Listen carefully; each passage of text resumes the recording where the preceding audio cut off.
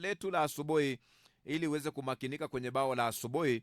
Haya, asubuhi njema kama hii ndani ya kipindi hiki cha Good Morning Africa, mimi ninakupeleka moja kwa moja kwenye bao la asubuhi.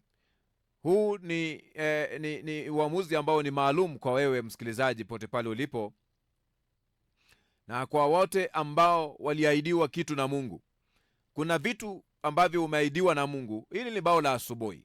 Kuna vitu umeahidiwa na Mungu, lakini akiona ahadi ya Mungu hakusita kwa kutoamini, bali alitiwa nguvu kwa imani akimtukuza Mungu, kwenye kitabu cha Warumi 4:20.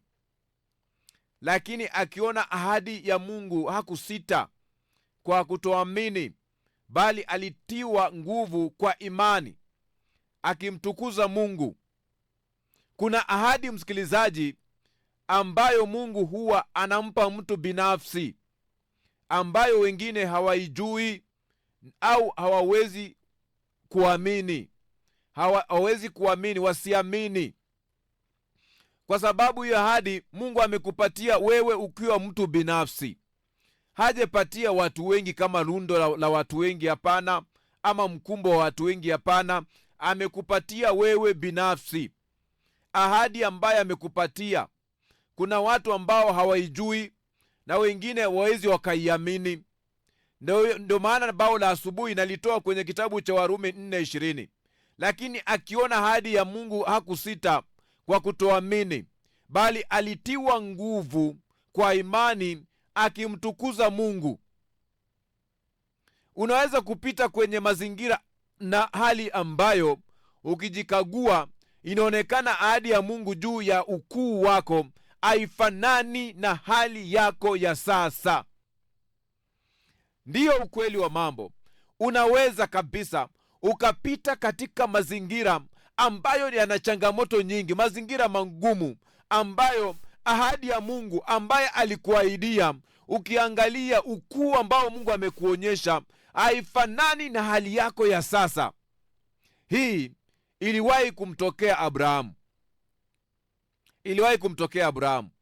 Aliahidiwa kuwa baba wa mataifa, ila kwa miaka 25 akawa bado hajapata mtoto, na uzee umeshapiga hodi. Uzee umepiga hodi. Uzee ushaingia. Alifanyaje?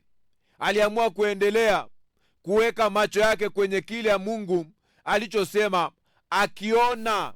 Yeye alikuwa anaiona. Inawezekana wengine walikuwa hawaioni. Usiache kuamini kwa sababu wengine hawaoni unachokiona. Usiache kuamini. Aliendelea kumtukuza Mungu.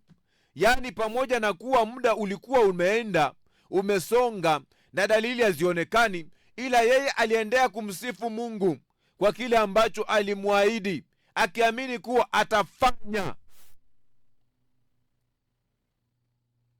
Kwenye bao la asubuhi siku ya leo, badilisha lugha yako. Badilisha. Badala ya kusema Mungu, mbona unachelewa kufanya, anza kuwa kama Abrahamu. Sema, Mungu, nakutukuza kwa sababu najua kile ulichoniahidi utafanya, bila kujali hali yangu.